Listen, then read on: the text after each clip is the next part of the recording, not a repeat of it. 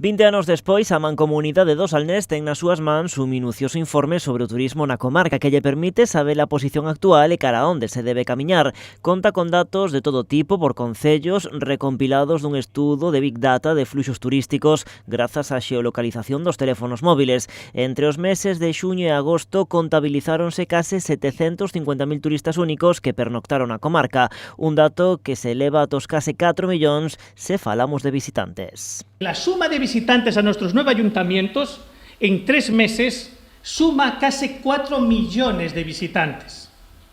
Sanxenxo, 1.051.000, O Grove, 699.000, me parece que por aquí, Cambados, 508.000, Vilagarcía, 404.000.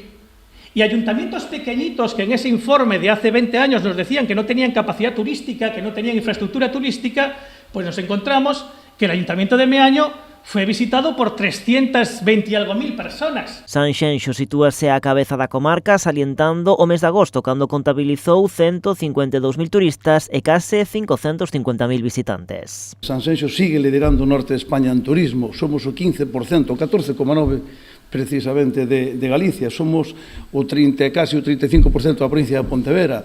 Todo iso axuda, e é verdad que a comarca do Salnés, cando unha persona ven aquí de fora, non está preguntando se están Cambados en Sanxenxo ou no Grove, ele está nun territorio que é maravilloso, que é único, e témolo que coidar. Tamén vos datos noutros concellos tradicionalmente con menos movimento turístico é o caso de Meaño, que acadou en agosto os 137.000 visitantes. Os empresarios poñen, digamos, o seu diñeiro para facer as infraestructuras necesarias. Desde as administracións axudámoslle, digamos, a potenciar a algún xeito, e a palabra correcta sería simbiosis. Ribadumia e Meis tamén manteñen o pulso, sumando en conxunto 118.000 visitantes. O alcalde ribadumiense defende que compre seguir apostando por unha estrategia conxunta. Ribadumia pode ofrecer distintas áreas, distintos puntos que ao mellor outros concellos non teñen e outros concellos teñen seguro que outros recursos que non ten Ribadumia. Por lo tanto, hai que falar de comarca e hai que promover a comarca a un concello solo. Unha opinión que tamén comparte a alcaldesa de Meis, a tamén presidenta da Mancomunidade do Salnés, convidou a reflexionar sobre o camiño a seguir para que a comarca non morra de éxito.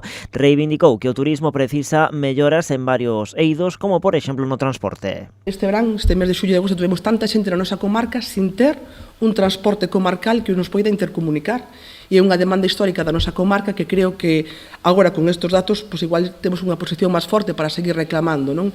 Ten moita máis facilidade seguramente un turista que está en Coruña para desplazarse a Lugo ou a desplazarse a Santiago a visitar a catedral do que ten un turista que está en Sanxenxo que queira ir a Vilagarcía ou que queira ir a Meis ou que queira ir a Ribadumia. A presidenta, por certo, lamentou a ausencia de Vilanova a presentación dos datos deste informe. O resto dos concellos que forman parte da Mancomunidade si estiveron presentes, na maioría dos casos, cos alcaldes á cabeza.